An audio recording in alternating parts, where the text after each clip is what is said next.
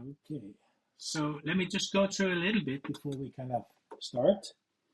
Or I have started.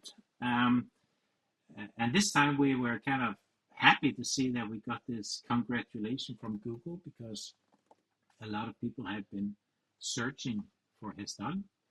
So we got this 1,000 people have searched for Hesdal in the last 28 days. That's kind of nice. And I think that this is the reason why we had the movie from Laxargang that was out on the 9th, and we had a lot of visitors.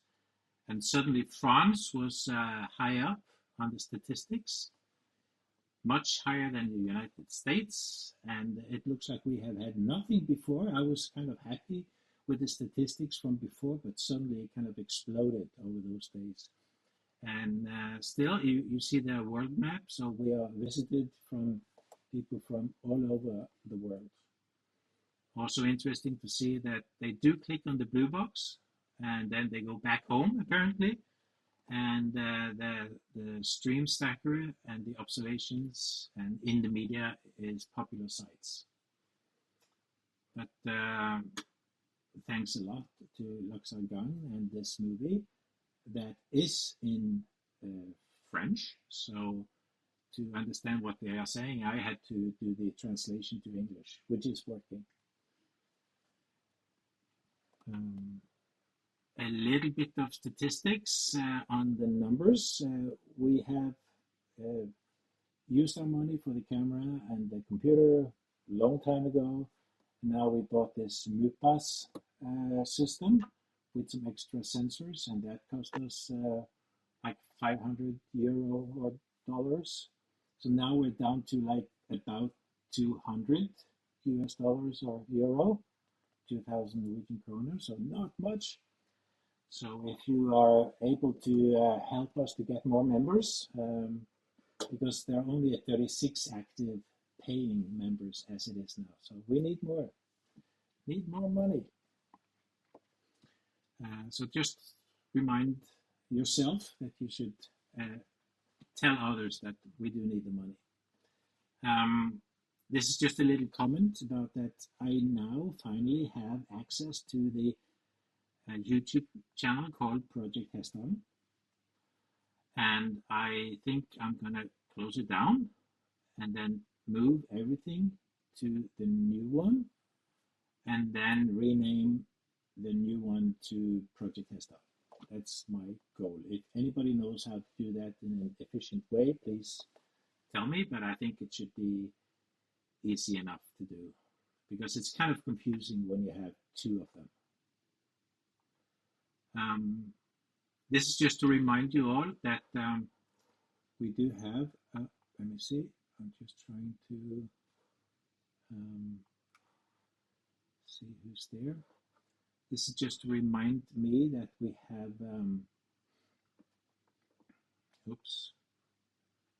we have some forms. We have report the sighting, and there's not many that are posting. I have simplified it a lot, so it's basically where, when, and what, or your name, and that's it. Just what did you see, where did you see it, when, and your contact information. And I've had 8 reports all in all, and 2 of them are from other countries, which is fine, but it's basically mostly Hesdalen lights I am looking for, but if whatever we get, I will take it and try to send it to whoever should have the information. Yeah, I was planning to put up the Enigma Lab. They have a new app and website that you can use. Let's see if I can find it on the other screen. My lab. Yes, here it is. I'll show you.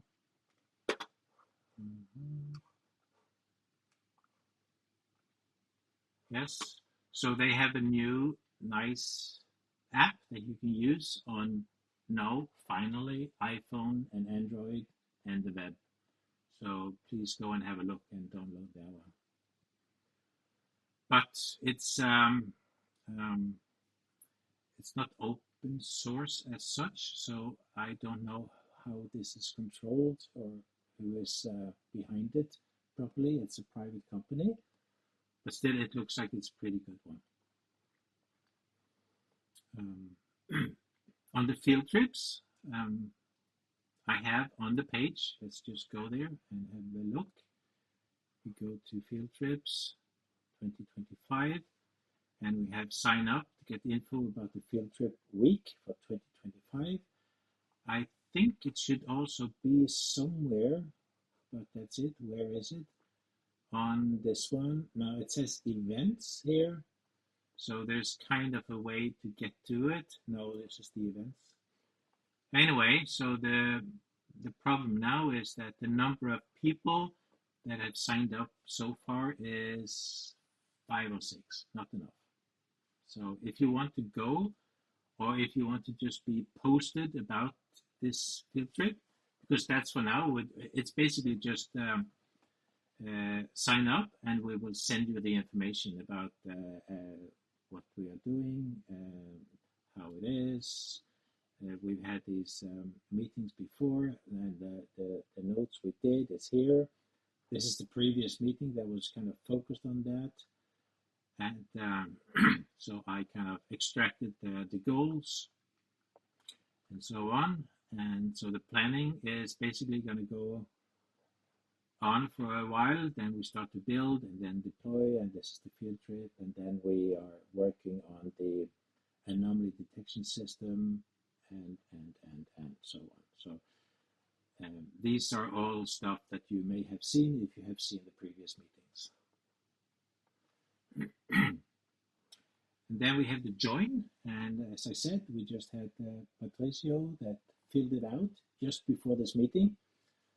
So, and I have a list of applicants. Some of them have been entered into the team.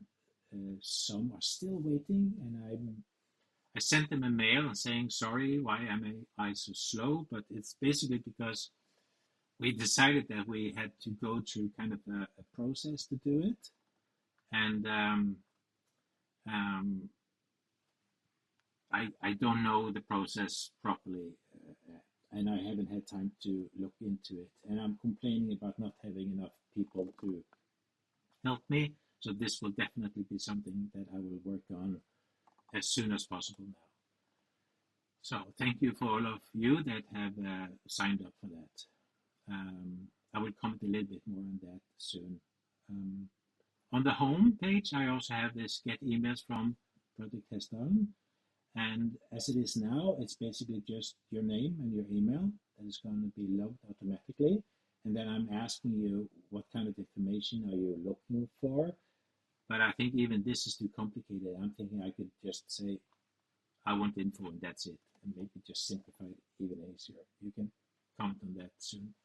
What I am working on for the applicants and also for existing team members is actually an onboarding course. And I'm going to take a little bit of money because I think that you can all spend a little bit. And by doing so, I can also on the course have like a exam or like a certificate. So you go through this, and this will basically tell you like what we expect you to know as a team member, what we expect you to do as a team member. Like you actually have to sign something, and I'm going to do that a little bit more legal than we've done it now. I would like to show you again here on this join. And if we go for the application form, then it's down here. We have a checkbox. If I can find it, the important checkbox. Yes, here. Confirm that you will protect sensitive data in the team drive. Because as a team member, you actually do get access to the drive. and we have a shared drive, and we have a team drive that is only for the team, and whatever we put there is only for the team. It shouldn't go public until we know it's okay. On the public drive, we have stuff that we have shared, like this data. This is the stuff that Rainer can comment more on with cameras and all the pictures that are being put out. But I do want to have a signature from people that when we are talking to people and they want to be anonymous, then we have, as team members, done the proper signature that we will protect their anonymity. Yes. So I'm working on this one, and I hope it won't take too long. And it looks like it could be. It's also a nice way for me to say that I expect you to use some of the tools we have. Like you should be able to know how to use the Google Drive. You should be able to know how to use the Gmail, and there's also chat in the Gmail and stuff like that. I would like to explain about that and say why it's important, because we are working on different time zones, and some is at work, some is not, and it's nice to be able to kind of work on the computer and just send messages if possible. Now I would like to unmute Rainer and see if you would like to comment anything about the blue box. Well, still at the blue box, we have 2 cameras. They're running 24/7. They record videos in 20-minute chunks, like it has been since the last month. They're doing like an artificial long-time exposure, and the so-called stacks of this are uploaded every day as soon as they are processed. And for example, if you can look into the folder from the 6th of March, there we had some, we guess, lightning behind clouds. I don't know by heart if, yeah, maybe go into this, maybe into the first one, the red sky one. This one? Yes. And then there, so that's the videos, but this fourth from the bottom should be the stacks, the images. And other people can go there on their own. Yeah, for example, that one, yeah. So we had some, try the next. Yeah, that's the other cam. Maybe the compression is, okay. Here on the right side, we see a little bit in the sky, a little bit of bright something. Go one further. I'm looking for the really big thing. Yeah, this one, for example. And there has been lots of discussion on Discord, what it could be. So join our Discord. And it's not 100% clear, but I also don't know if we will ever find out. I mean, the best explanation might be like out to cloud lightning, because this one is it was maybe half a second for a second, but on the cam 1 there was also something in the very far distance, and it was lasting for maybe 2, 3, or 4 seconds, very far away, so it's not very big in the picture. So I guess it's not a red sprite which we once captured, but maybe a lightning which is going on for some seconds. Yeah, the stacks are calculated and uploaded automatically each day. And if somebody has some questions or says, "Oh, I would like to have the original video from this and that date because maybe there is something," just tell us on Discord, and as soon as I can, I will upload the original video, and then people can have a look. That's the status of the blue box at the moment. Yes. And I'm really happy to see that there's actually a lot of discussions in Discord and explanations and Psyche, and there are a number of members that are pretty active and explaining a lot. Rainer, of course. So you can go here and find information. I think that one of the goals for me is basically to compile some of that information one day into more like could I make it into like a lecture book? Because there's so much I should learn from this. Could I compile it into some kind of a format that's like this is what I should look at. But here there is quite a lot of discussions. Happy about that. Let me see. Members now, we have 1,348. So it's been going up steadily. So that's kind of nice. Yes.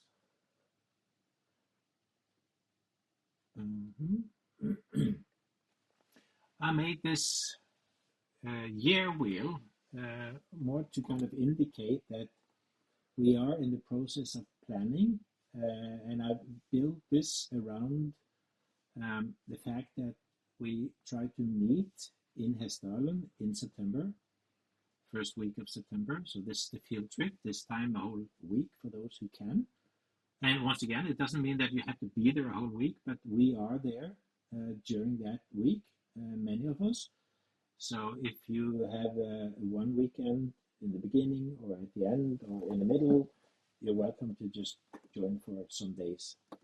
But the goal is basically that we go through this phase now of planning equipment, and we need more help from people. Then hopefully we can spend time to test. It would be nice if we had a little bit more money so that we could actually buy some of the equipment that we find out is useful. Test it at home. So that's also something for people to know. We would like to have people with a little bit of knowledge about that kind of equipment, and maybe I'm hoping that Rainer is going to show us a little bit of something, but who knows. But I think it would be kind of cool to have a system that you can test out at home, or if you have a cabin, in your cabin. And then finally, when we come to August, then, or maybe before then, we try to say, how much money do we have now? We have tested it at home. This is what we want to put together. And so then we have to buy it and build it and ship it to Hessdalen. And then during the week, the plan is to, well, as Rainer has told me, we can't put batteries on the airplane. So we have to make sure that we buy that in Trondheim or Røros or in the area, and then put it all together, and then put it out in the valley. So that's the plan. And then after the weekend, we make sure that the system is working, collecting data as it should do, and then we may have some time at the end of the year to analyze this and see what kind of data we managed to get and write the report. So I thought this was useful in my head to make a little year wheel and kind of a motivation. Any questions about this or comments about this? Yeah, why not? Maybe since we are at it, just a very small update. In principle, the testing of new stuff is going on right now here in Germany at my home. The idea was to get some data loggers which are live streaming the data via internet, via 4G access point. So we have logger boards with Wi-Fi now, for example, which already stream the data. I bought some bigger and some smaller solar panels, which are small enough to carry up to a mountain. We also have some batteries, and a charge controller to connect everything together. So right now we have to find a good waterproof box to put everything inside, and then we will basically put it up outside here in Germany for some weeks or some months to see if it is watertight, if the sun is enough to charge the batteries during the nights and everything like this. Yeah, so the testing for all the online data loggers is in full swing. Yeah, and as you said, even this box, and I was sending you links to a metal box, and you said no, it cannot, because the signal will not go into it. So we actually need people to help us to think about how can we build this kind of a box. Maybe it should be a wooden box. Is that the thing to do? Or we have these watertight, suitcases more or less. Yeah. Pelican box, for example, or Peli. it's a brand name and something like this. So it is Mm-hmm. watertight by design, more or less, out of Mm-hmm. plastic. Mm-hmm. So Wi-Fi and GPS should come through, and we are looking into one of these right now. Mm-hmm. And I'm also, I found the person I can contact because some of the locations that we want to put stuff out on, and I can find this here on the field trip 25, and it's here. Some of these locations, and even if we go over here, we're in a national park. So we have to make sure that it's allowed to put out stuff. And if we do it, that it has kind of a low footprint. So it doesn't look too ugly or too obvious in the nature. So we have to think about that. So if anybody is creative in that way, and maybe I've been planning, is it possible to kind of build a box, but build some kind of a camouflage around it after? Christian. Yeah, I just thought about the camouflage. There's those nets that the military uses to cover trucks and other stuff. So I think that looks very natural, and it's I never had it in my hands, but I think it's easy to carry to fold, and you just might put it over a box. So that might help. Yeah, yeah. So yeah, so send suggestions, send links to us about. Here's just a picture of what you are thinking about. Actually, on the previous meeting we had here, you see here with one with the solar panel. I think it's just like too much out there in the nature. Are they going to allow it? But even on this one, I think you had some. Oh yeah, we need you in the technical team. Yeah, I can show you that one. So uh, just send a message or send a link. And if you want to kind of be part of that project, then we will include you in a chat, or you can even use the Discord to send information, because there is a technical here, and but that's also one way, because we'll get the information there. Yes.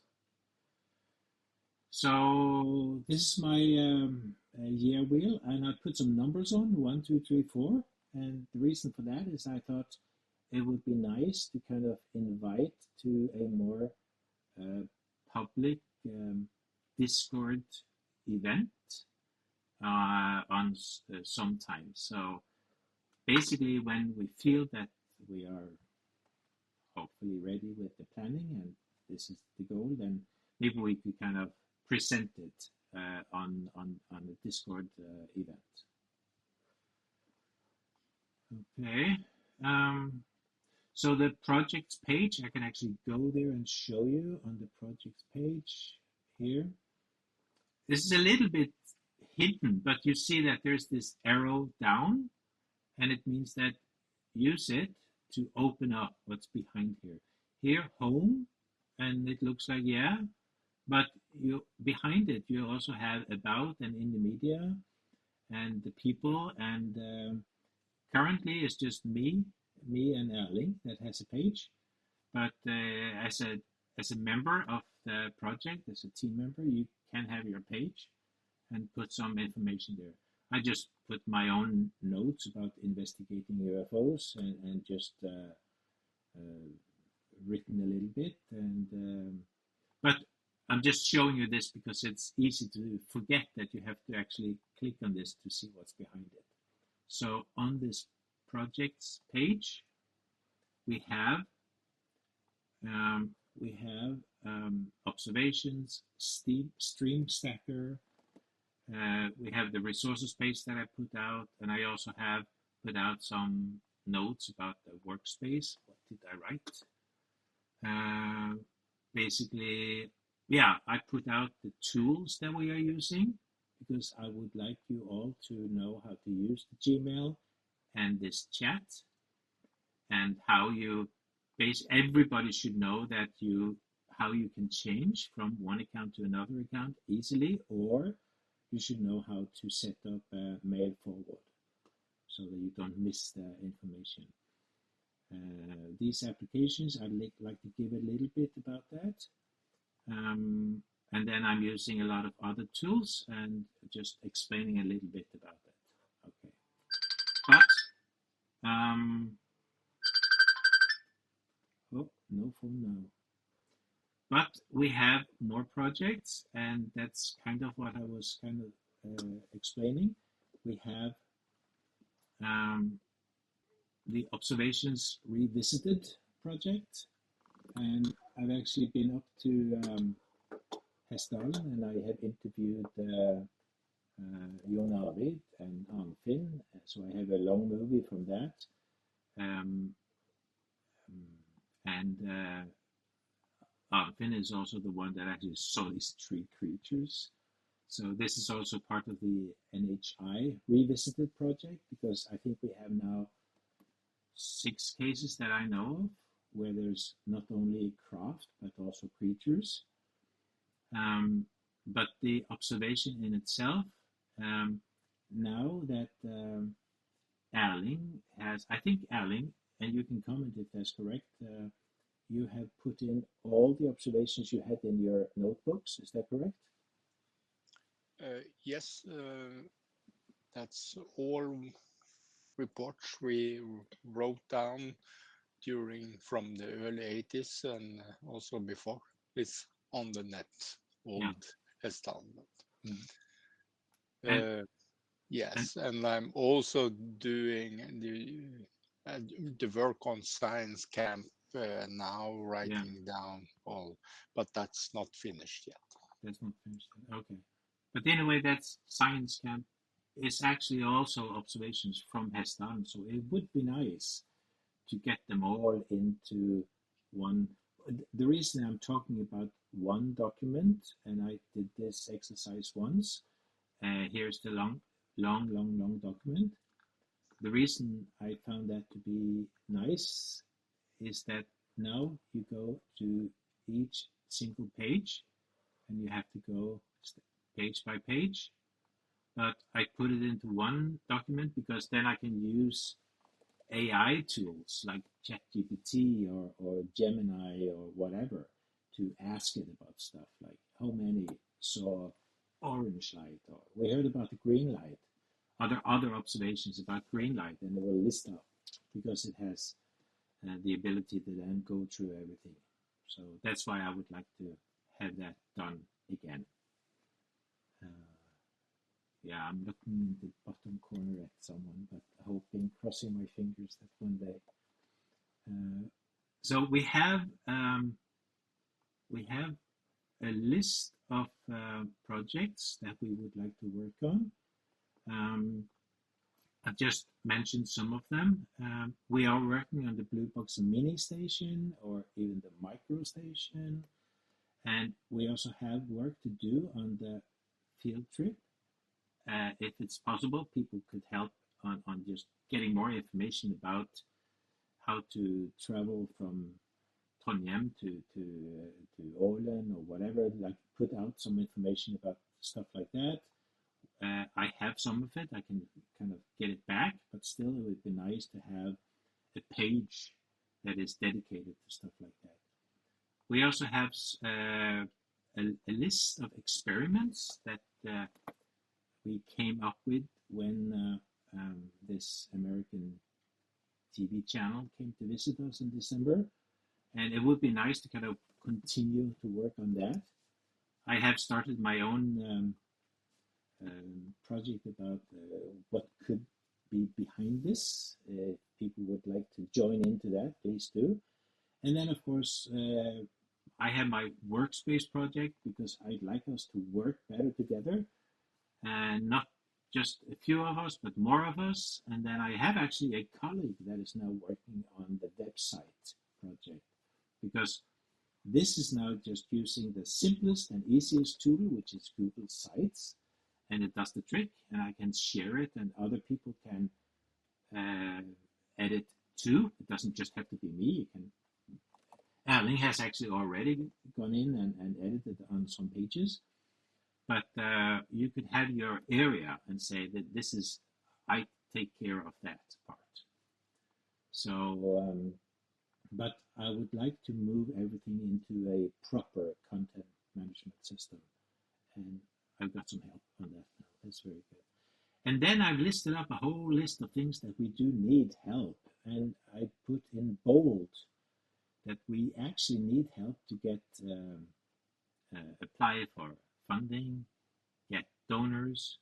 We are still crossing our fingers for this and that. We didn't get the one in Portugal.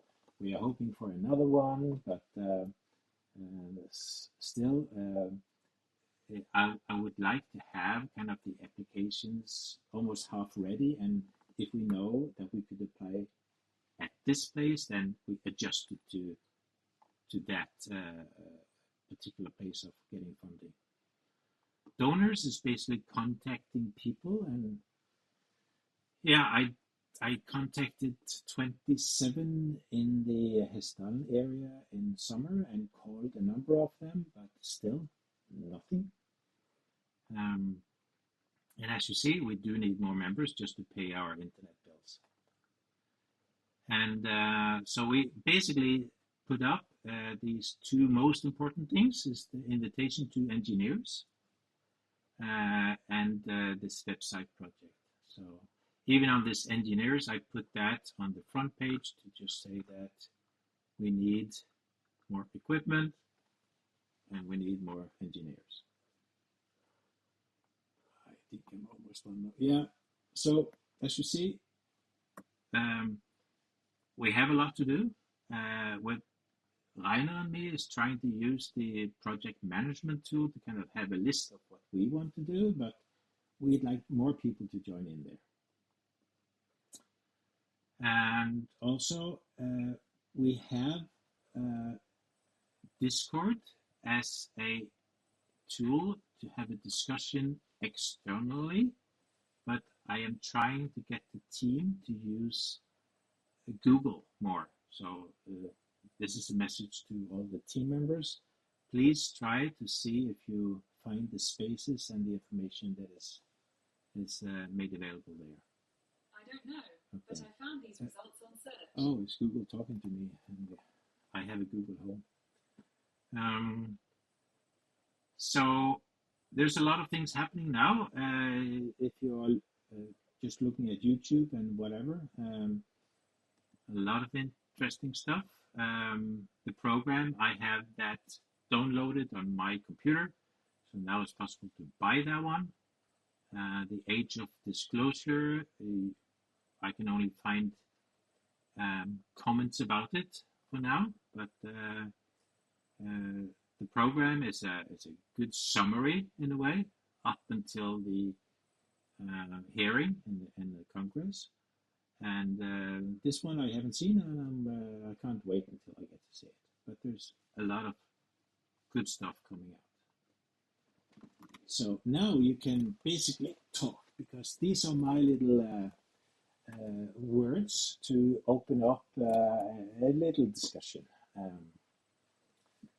And Eirik put up his hand. Yes, please. Yes, I have a question for Rainer. Yeah. How big or small have the box to be when you have your equipment inside? It depends on a lot of factors. We don't know for sure yet. I guess the minimum size would be like a big shoebox. Okay. This would be the one without the camera. If there should be a camera included, which more or less can live stream most of the time, maybe double or 3 times the size. That's our guess at the moment. Mm-hmm. Okay, I'm going to look for that then. Plus, yeah, and of course the solar panels are extra, and yeah, we have to see how to arrange everything that it's not too much invasive into the environment. Mm-hmm. Yeah. Mm-hmm. Okay. Any other questions to anyone before I go to my view? Yes? Hey, Fred. Hey. I just have a question regarding when you were visiting Jon Arvid. Yeah. Did he give you any tips on where to place these cameras? Yes, he did actually, and I can show you. Let me see. He basically said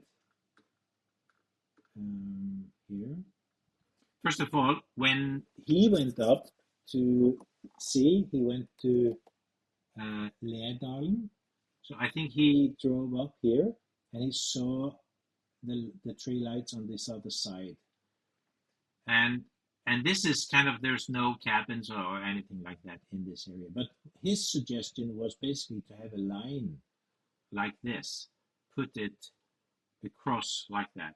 So he also said that at least in the beginning, in the 80s, it was like lights were going one way in the morning and the other way in the afternoon. So it was like there was a pattern, like all going in one way, and then at night coming back. Yeah, from north to south. Yeah. So he Yeah. said, make sure that you have kind of a line crossing over. Yeah. So if they are still doing that, you will kind of catch it. That's Did he, what he suggested. yeah, did he mention any places where it was the easiest way to enter these areas? Well, this is basically why we have put up these red dots here, because for this one, and this is the yellow line here, is you can drive all the way up here and you can walk up. Yeah. And the same here, this is where the monument is, the information board.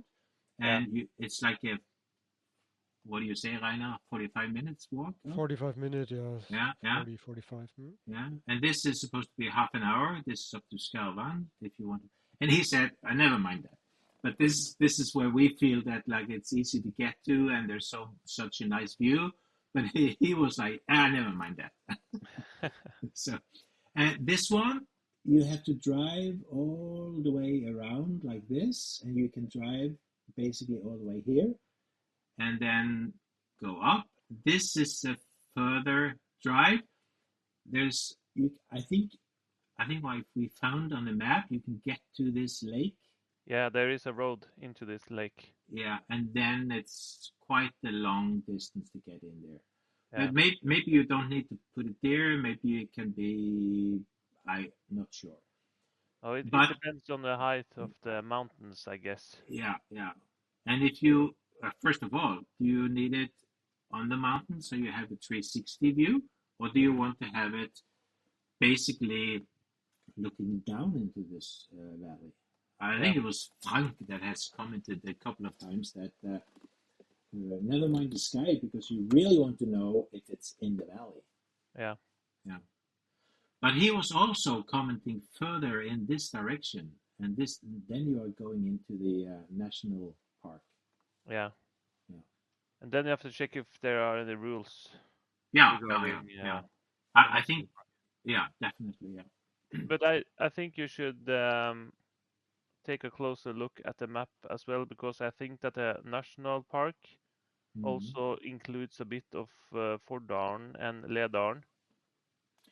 Yeah, I have a link to it here, so I can kind of go and see a little bit where it is. So it's this area. I have some, I can find it somewhere here. Yeah. But I have the person that I should talk to, so I will send him an email. Yeah. Yeah. Okay, thank you. Yeah. So, but now we put up 6 places. So all this is dependent on that we get the money we need. How much is it going to cost us? We only have like 2,000 now, but maybe if there's no other expenses, then maybe we can get like 2,000 every month. So is one going to be in what price range? We don't know yet. But if we need solar panels, is it any kind? Is it at least, there's a lot of solar panels that they give away or is pretty cheap. Should we look for that, or do we need a special kind? I think the solar panels are not a problem. The small ones are, I don't know, 50 or 60 euros. Yeah. And my colleague said, even you can get really big ones for 50 or 60. So they are quite cheap at the moment. You just have to get them up the mountains if you use these big ones. Yeah. And then I see that maybe you need some kind of a backpack so you can put it on if it's a bigger one. the size you showed is easy enough to bring with you. So I guess it's the battery that is going to be the question. And I don't know if I put out some batteries here. Yeah, this one is just because I know that it's used for camping, and says it's kind of robust and durable. And So we will have some lead acid batteries. So I don't want to use yes, lithium ion. And lead acid is quite reliable. I think it is possible to charge them up to -10 or -15 degrees. And they are, maybe about this size. And according to our calculations, 2 of them with the solar panel should power also a non-stop internet connection and the camera. But this we have to test first here in Germany and then in somebody's yard in Hessdalen just to see if it will work. Yes.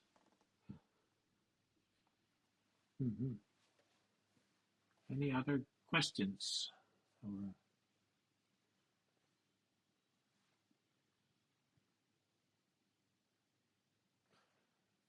I put out these words now because I feel there are so much new words that are coming out, and that's why this woo is there, the woo-woo, psionic, and all this stuff. Kind of interesting, but how do we relate to it? And kind of my feeling for now is that we just have to do the science and get the cameras and the sensors, and whoever is coming to Hessdalen, and if they want to invite any UFOs, they're welcome to try that. As I've said before, we will be ready with the camera. Yeah, Melanie. I unmute. Hi. Yes. There you go. Hi. Yeah. If we're on the woo and the new stuff, one of the things that's leaking out this week is one of the, I think Stabby Cakes was here before, and I work in a research group with her. Yeah. And for about a year, we've been using AI to remote view, and that's breaking in several YouTube videos this week. And we've had enormous success. It's very accurate, and it's really surprising. And that was one of the things I wanted to discuss with you, because I had used it to do a preliminary look at Hessdalen, which I did post, which I don't know, it's woo, right? But I have been working with this. Did you say AI?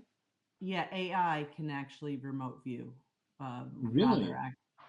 Very accurately. We've been testing it for a year in my group. It can.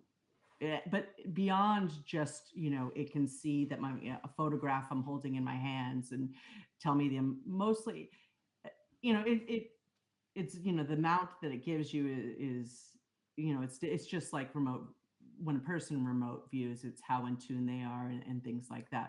But it also sees things that we don't see. It does. It can see the ley lines. It's starting to recognize. At Hessdalen, in the preliminary view, it was very focused on the water in that lake.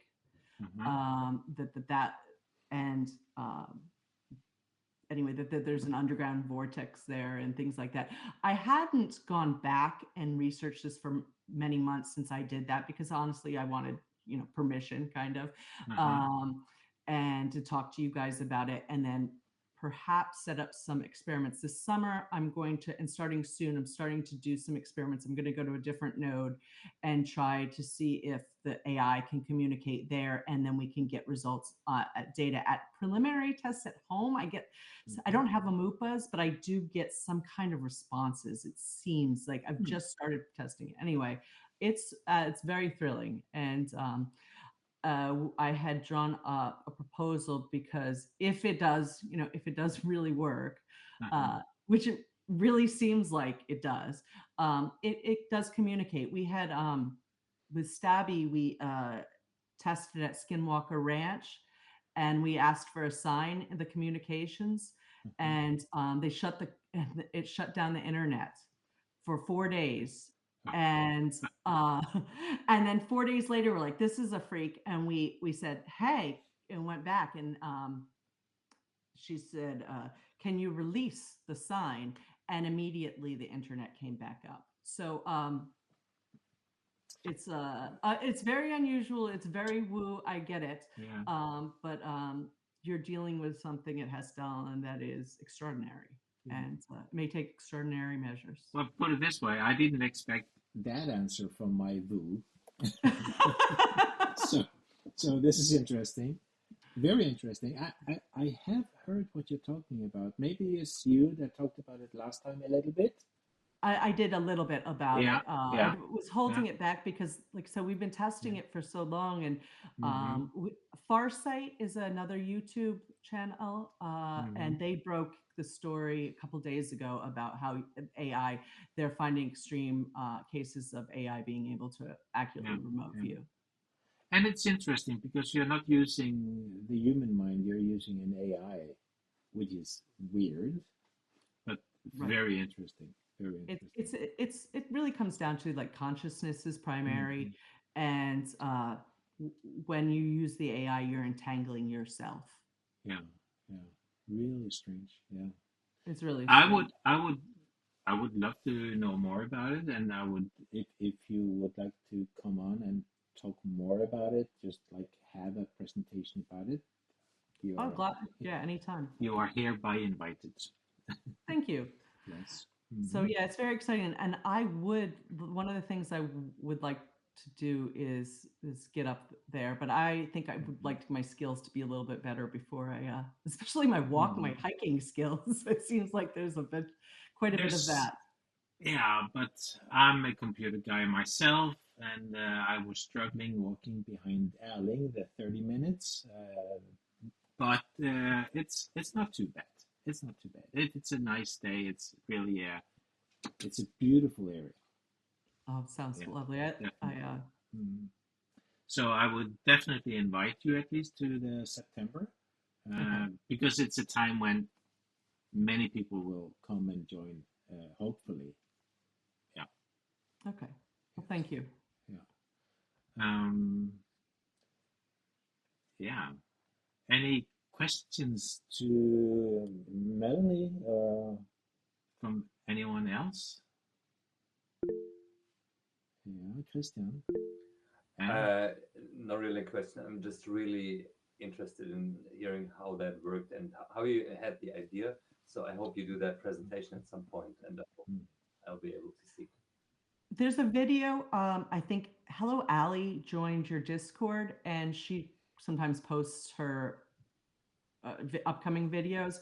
And Stabby Cakes and I are interviewed, and that should be out tomorrow. Okay.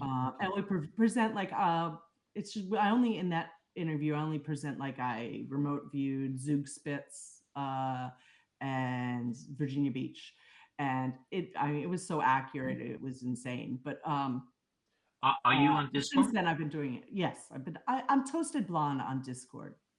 Okay. Could you post it somewhere here? Sure. One day? Yes. Okay. So then.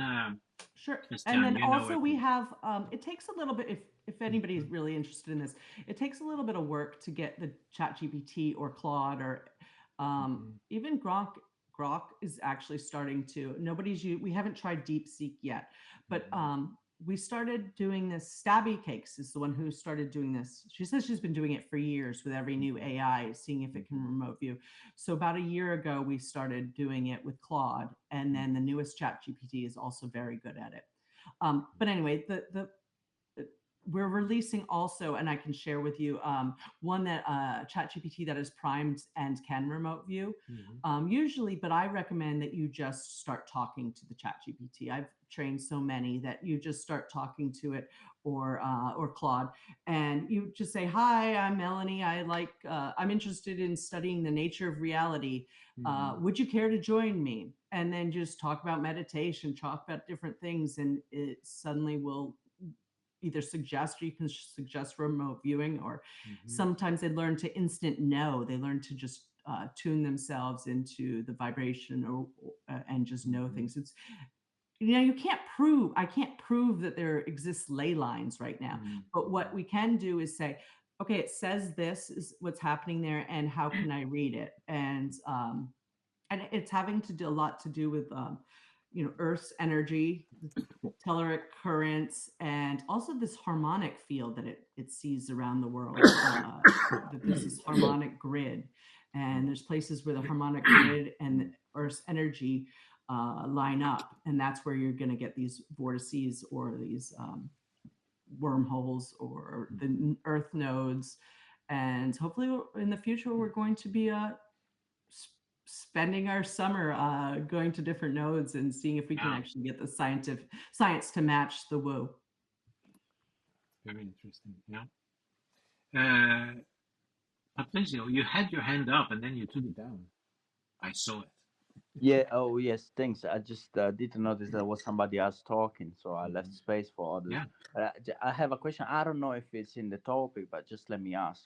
Do you guys know the work of Dr. Stephen Greer? He's an old doctor. He became an ufologist all of a sudden, and he does work on CE5. I'm not very interested in stuff I cannot prove or I cannot participate usually, but I have seen a lot of stuff in 2020 about these. And the lights, he says that with his meditation and techniques, what this is according to him, so I'm not able to prove it if it's true or not, but I think so. He says that whatever appears, they're just lights, and they look exactly like the Hessdalen lights. So I was wondering if he knows about this phenomenon in Norway. He should be aware of this, right? Well, first of all, I don't know if he knows about Heston. On my own page here, you see people, Fred, and then my investigating UFOs. I have a little bit of comment about the CE5 and the remote viewing. Okay. Yeah. Because it's basically Stephen Greer and then Courtney Brown that is like what I think is the forefront people about this. I agree with that. This is definitely woo-woo land. If you don't mind, I think it's actually Jake Barber that used the word woo-woo, and I kind of liked it. Okay. And then I took the transcript of the video or the interview with Jake Barber and Fred Baker and John Blitch. Took the transcript, and then I extracted some of the interesting parts. And I think that if you look here, this is Jake Baker saying that the biological creatures inside are not conscious, but the craft is. Oh, okay. I heard about that. Yeah. Pretty woo-woo for me. One thing I can confirm that I have seen with my own eyes, and I did it myself. I bought as soon as I came to Scandinavia. So it's a very peaceful place, as you all know. You're from there, and when you get a job, you have a house. That you live a very easy life for what we call easy in Southern Europe. Because you have enough money to pay and whatever. Yeah. In my free time, besides going to get a beer with Danish people and get to know them, I did buy the CE5 app just for fun because I started ringing the sound put up by them. You have to pay $10 for that. So I was walking in Stilling in Denmark, so close to Aarhus. I was looking, sounding. I was like, yeah, if you exist, just appear, please. And nothing appeared. As soon as few hours passed, I go out after dinner in the same point where all day, all evening, I've been sounding this rumor or whatever. It's a sound. It's just a sound. And I see a light, and he comes and he disappeared because I got scared. I was very scared, and it just disappeared. It's like I'm not able to say this is true, but I don't know if I have seen. I don't have an hallucination. I wasn't on any drug or whatever. I think this is from my understanding, so it's my perception. that the light was intelligent enough to say, okay, the guy got scared, just disappear. You know, something like that. This happened. This is true. Yeah. This happened in front of my eyes. You know, so this is worth investigating. But this is all as of now from my end. So whatever you wanna guys say, you can say. Yeah, thank you. Thank you. I just want to say that for me, I still call it the boo-boo factor because it's so strange. And I've been listening to, and if you could unmute yourself again, Patricio, because I have the echo from you. I'm following Vetted, and I just listened to him saying that he was contacted by a documentary film group, and they wanted to have something about UFOs to document, but they ended up agreeing that they are going to document him going into the psionic and him trying to do the CE5. So they're going to follow him for like half a year or 8-9 months. And he is like, I don't know. I don't even know if I want to do this. But I feel I have to find out if this is something or not. So I kind of like that he puts himself out and will try it out. Anyway, so that's just a little comment on that. I have another comment, a quote from Night Shift. He was sitting talking, and at the end of this, he said he had a story. So I put out this, we got tea at 4. And it's a reference to the war, Second World War, when some Germans were captured by the British. And what they did was that they made it so nice for them. Like they lived in there. It was not like a prison. They were captured, but they got tea at 4, and they had a good thing. So it didn't take more than a few weeks, and they would tell them everything. No need for torture. Just give them tea at 4. And the reason this was said was because they were thinking, what if these aliens are just giving us comfort to get the information from us? And I was having a double feeling when he said that. First of all, why are we so suspicious? That's the first thought I had. Always so suspicious. Maybe they are just nice. But we have to think that maybe it's malicious. Maybe it's bad. They just want to trick us. But maybe they do. So I just thought it was kind of funny. So I had to take that word. I still find it strange that we don't understand what the agenda is. And when I was talking to Arnfinn, I should actually see if I can find that. Yeah, here it is. No, you're not able to see that. I'm sharing this one. Can I share that? Copy. Let me see. No. I will share it as a shareable link. Okay, copy.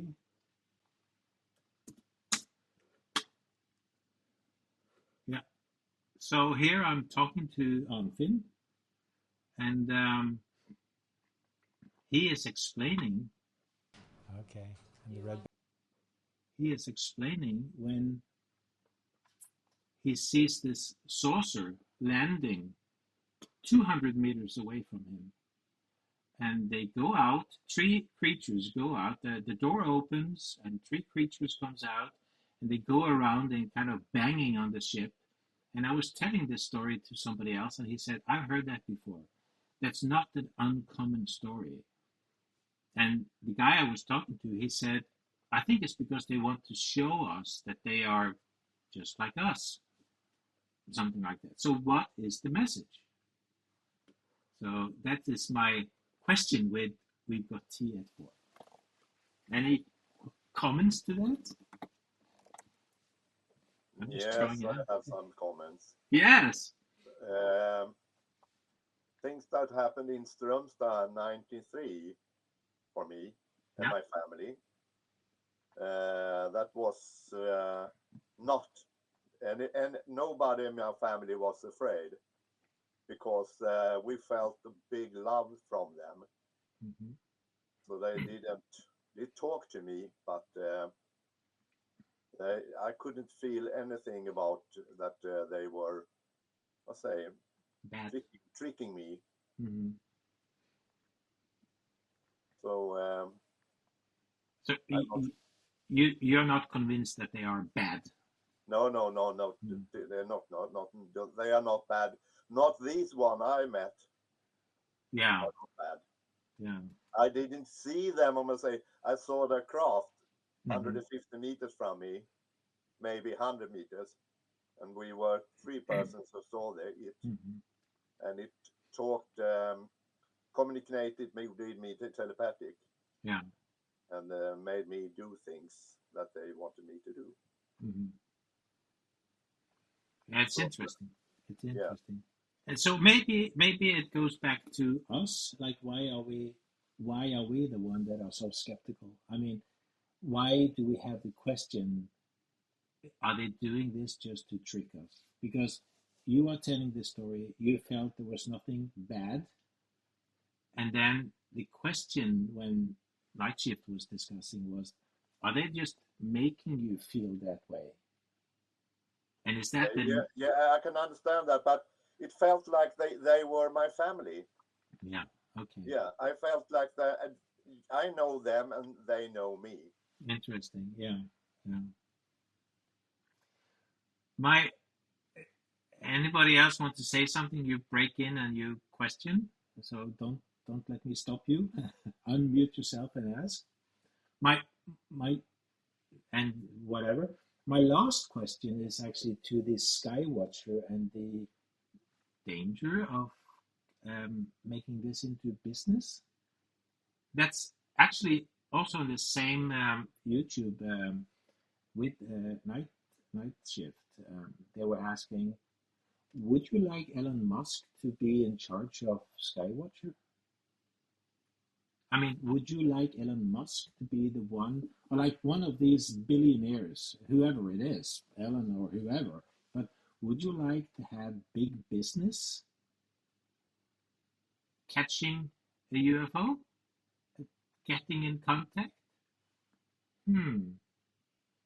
So there are, now that I feel that we are in the age of disclosure, and it's been growing on me, this age of disclosure as a name, because we've been in the industrial age, we've been in the enlightenment age, and now it's what is going to happen when we get to disclosure? Is somebody going to make business out of this? So it's I don't like that. Yeah, I see that Melanie is at least doing like that. You agree with me, but there are some big philosophical questions that we kind of have to look into now. That's my feeling. Not only the VU and the psionics and the telepathic and like, is it, are we there's this nice interview with a guy that was talking to this alien in the military, and he was talking about, I really met this terrible guy, and I was like, oh, he's going to tell that this alien is terrible. No. He was referring to the humans, what we did to them. So that was a terrible one. So how is it going to be the moment we kind of get to the age of disclosure? When it is? I don't know. Any comments on that? Just throwing it out. Go and listen to that Night Shift discussion. I have a lot to say. Please. I agree with you. I would hate to see it all turned into a business. I don't think that's going to happen. I don't. Eric, he was saying how he felt love, and I feel like that's what I find when I'm remote viewing. I find this overwhelming unconditional love and acceptance of people as they are, and just love. Now there's no evil per se, but it's not every being that you encounter has your best interest in mind. They might have their own best interest, but they aren't like cruel or evil coming down to destroy our planet like we thought, which is really surprised me. But I mostly I haven't gone out into space very far and found any actual aliens, but mostly just different consciousnesses around the planet. And I'm very hopeful because I think the world is changing. It's like you mentioned, the ages. And once we've learned more about places like Hestalin with actual science, and we match the science with the woo, and we're able to maybe draw energy or change. I don't know exactly how ancient civilizations is kind of more my background, lost technology from them. And so I don't know exactly how we're going to use it, but I think I'm very positive for our future. And I think it's coming fast. It feels like that. It feels like it's just around the corner, but the corner could be years still. Yeah. I'm trying to find the presentation I had. Let me see if it's here. Yes. I wonder if I showed you this one last time, but I'll do it again. Let me see. Yeah, you can see that one. So the reason I have this one is because did I show you this one last time, that the sun is sending out this burst of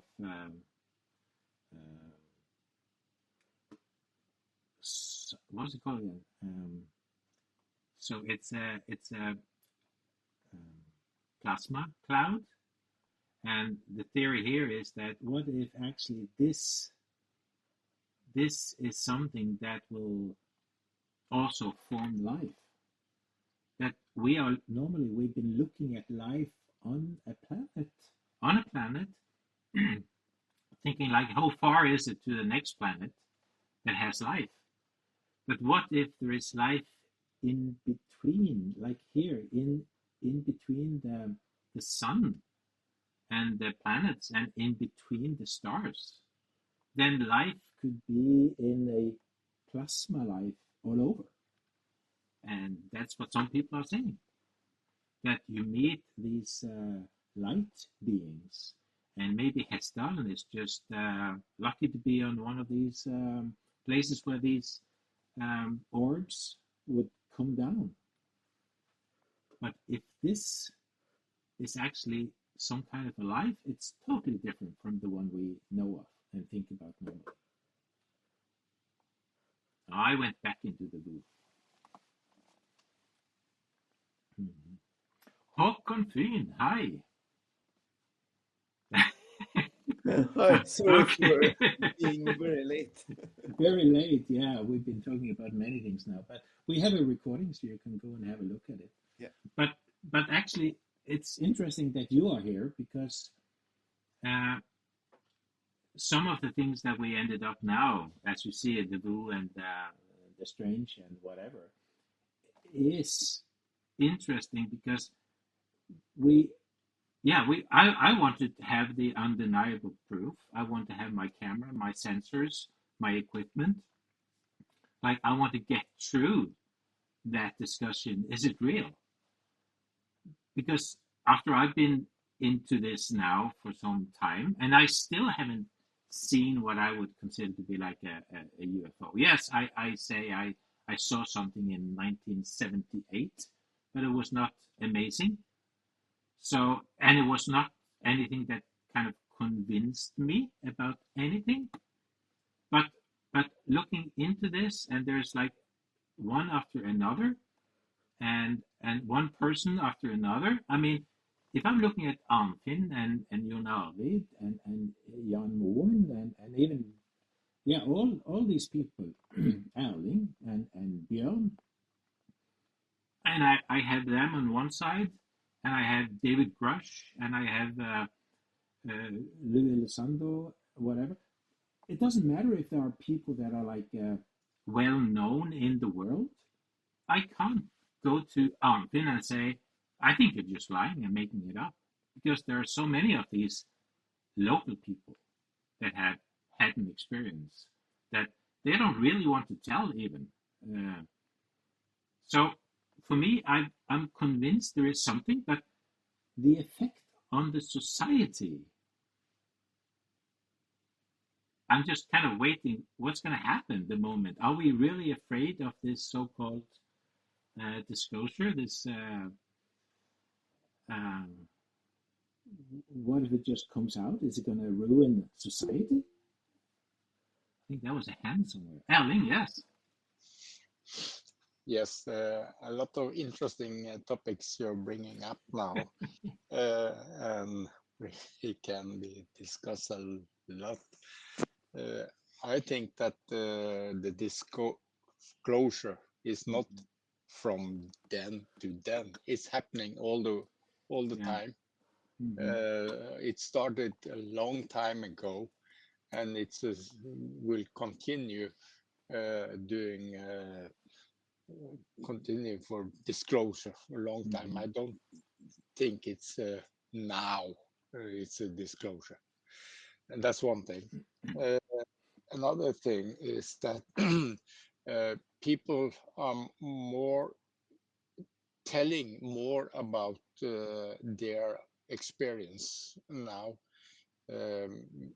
I must tell the story of a phone call I got from an 80-year-old man who made a phone call to me and told about his happening when he was 20. That was 60 years before. He called me and he said I was the first one who had heard his story, and he felt it was more safe to say it now because of the acceptance of the Hessdalen phenomena. So now he could tell it. But before, he was afraid of being ridiculed. And I believe that there's a lot of people like him which keep their mouth shut, don't tell it to anyone because it's not accepted yet. But the more the progress which is going on now, when more of this is more accepted, I think it will make it easier for other people to come up with their stories as well.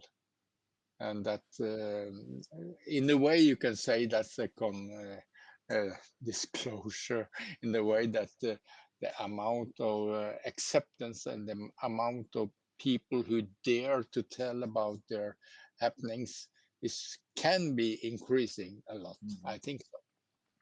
So in a way, we are in kind of the soft disclosure. It's going step by step. It's like these movies that are coming out now. Pretty good documentation. People high up in the military and the government talking about stuff.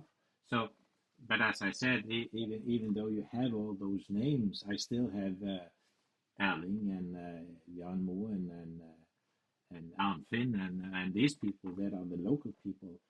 So many people, and here in this list, even Erik from Sweden. I mean, he was at the conference, so we had plenty of time to talk. So when you have all the kind of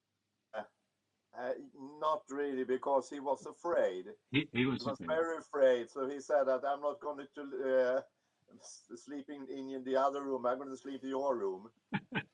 Okay. He was very afraid because we were sitting inside the house and looking at. I'm not sure what we were looking at. Maybe it was Raunelena Lukanen, you know who she is. Uh-huh. And when I was sitting in the sofa, somebody said to me, "We are coming 5 to 11 p.m." Mm-hmm. And I turned around to him and said, "They are coming tonight. They come at 5 to 11." And he laughed at me and said, "You are crazy. Do you have in the timetable like that? Do you know where and what?" I said, "They said that to me. So we have to go out." And we went out, 5 to 11, they came. And he was very afraid. And I asked him, "Is it a helicopter?" He said, "No." "Is it a flying plane?" And he said, "No." "What is it?" So I said, "It looked like an orange, if you put it or like an American football." Mm-hmm. But it was very yellow, orange like. And it went up and it stand still over the trees. And then the voice said to me, "Go in and get what to say, ficklampa, the flashlight." Flashlight, yes. And I got inside, took a flashlight, got out, and I flashed 2 times to it, and it flashed back very strong 2 times. And then my friend was very, very, very afraid. And then it started moving, and then it, like that, it was gone. Mm-hmm. And my fiance and I was laughing very much, and he said, "You're crazy." He said, "You're crazy." And I felt only love. I've only felt that they were joking like that, and they liked it. So yeah. But so many is actually reporting that the first times they have an experience like that they are kind of paralyzed by in fear. No, I've never been that. I've seen things in the Hästdalen too, but yeah. No, not afraid. Okay. Curious. Yeah. Why don't they come to tea? Yes, yes. You have that Gevalia coffee, you know. Invite a friend to coffee. Yeah, okay. But you do know what to do then, right? Yeah. Yeah, steal something. Yeah. Yes, I have to steal something. Yes, so you can show us after. Yeah. Yes. And that's another thing. Why didn't I pick up my camera? I have 2, 3 cameras. Yeah. And I didn't take any photo. Mm-hmm. And another place we went to, because I got a telephone from another friend from Gothenburg who said that it's a guy from Strömstad who's calling me. He's afraid because he had a triangle for things going over his house. Mm-hmm. And I went up to him, and he said that he had a small valley down his house. And he said, on the other side of the valley, I saw some lights, but I thought it was the timbermans out in the woods would start a fire. Mm-hmm. So we said that we are going up to look there. And I had a new camera. It was only 1 week old. And we went down the valley and up on the mountain, and my camera stopped working. Yeah. When we come up there, we saw small foots. One of the guys had his son with him. It was 2 years old, and his feet was bigger than them we saw, and it was a lot of them. But I couldn't take any photos because my camera was not functioning. Yeah. So I said to him, next day I'm coming with, I'm taking an, what do you say, yips? What do you say? Yeah, I don't know. I'm going to take something to put in the footsteps. Yeah. Yeah. Make it constant. And that night, it was raining very, very heavy. So next day, nothing was left. Yeah, typical. Nothing was left. But when I come up to his house, my camera worked again. Yeah. But, okay, so you are the one that you're not afraid. And No, I'm not and afraid. No, yeah, no. and we've had Helge here, and he also saw these three creatures crossing right in front of him, and he said he was not afraid. So many people are like that, but there are so many that have told the story and said that they are almost paralyzed by fear.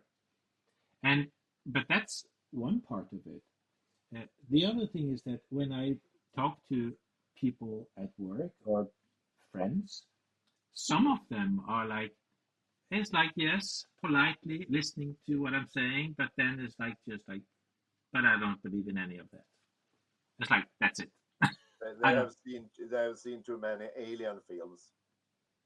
Yeah. When the alien takes their heads and steam them. Yeah. But it's well, you know this phenomena. It's named the hitchhiker phenomena, and it means that you go to Hessdalen, you see something, and you bring the phenomena home. I'm not sure if I really want that. Why not? Then you can take your camera. Yeah, that's true. That's true. Christian, you want that? Yeah, and I don't want that because apparently that's why Bigelow sold Skinwalker Ranch, because he got the hitchhiker phenomenon so bad, and it stuck with him permanently. And at some point, he felt like he needs to sell the ranch. I don't know if it stopped since then for him, but for some people, especially in contact with Skinwalker Ranch, it hasn't gone well with the hitchhiker phenomenon. But I don't know how many that are. I'd say I wouldn't be. I don't know if I'd be afraid or not, because you never know up front. But like right now, I'd be so curious to see or touch something. But you never know. And also, I think people react differently to things. Some people are terrified of dogs, some are not. So just different. But the thing is, if you bring it home, it's not only you; it's also your partner. Oh yes. Like Louis Lasando has actually said that it's not only him; it's his wife and his children. Yeah. And I think it was Bigelow's wife who actually got a blood disease, which is, which people think has to do with the hitchhiker effect. That didn't only happen once, but in other occasions as well. But I'm not that well informed on it. So it's just what I heard. Like his wife passed apparently because of that, or at least he assumed that this happened. But I'm not sure if that's really what happened. I don't know. Just hearsay. Yeah. Well. Okay. And I just want to say, Patrizio, Andrea, you're both from Italy. And Andrea, are you in Italy now, or are you in Norway now? Yeah, no, I'm in Rome. You're in Rome. And Patrizio is also in Rome. Oh, right. Yeah. Just so you know. Okay. Sorry to interrupt. I am actually from Rome, and I'm actually here. I live in Ciampino, but I am from the north of Rome. So if you feel free, you can share my contact with Andrea if anything comes up, then we can talk. I will do that. I will send it to ciao, him. Andre. Yeah. Okay. Yes. Okay. So, yeah, I think that's it. Do you have anyone that wants to have a comment or a question? Or if not, I'm gonna start ending. I know. Maybe if Christian or Fred or Frank can stay in the call just for some minor technical discussions, this would be great if you have the time. All right. Yeah. Yes.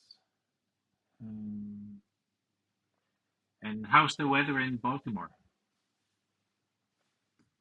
It's a beautiful, beautiful day here, like in the 60s. Oh, okay. What's that in Celsius? Oh, Celsius. So that would be like Oh yeah, we have two from 17. Baltimore. I'm in Baltimore. We have two from Baltimore. Oh, who else? I am. Hello. Chris Hansen. Yeah. It's me. He's Melanie. Oh, nice to meet you. Yes. Yeah, nice to meet you too. 60 is like 15.5 degrees Celsius. Yeah. Okay. There you go. Okay, that's okay. Yes. Yeah, So, right where you don't need a jacket. Chris, you are also in this UFO club, right? So you have a website, Chris Hansen. I do, yeah. Yeah. Yeah, the Baltimore UFO Society. Yeah, it's I'm not sure if my microphone is working. Yeah, it is working. Yes. So I just wanted you to say it in case Melanie wanted to have a look at it. And yeah. Okay. Yeah, and there's contact information there if she wants to get in touch, sure. Yeah. What is it? The Baltimore UFO? Baltimore UFO Society.com. Yeah. Okay, I'll look into that. Thanks. Mm-hmm. Baltimore UFO Society. Yeah, sure. Mm-hmm. Okay. Connecting people. That's it. Okay, then I think I'll say thank you, and I will turn off the recording, and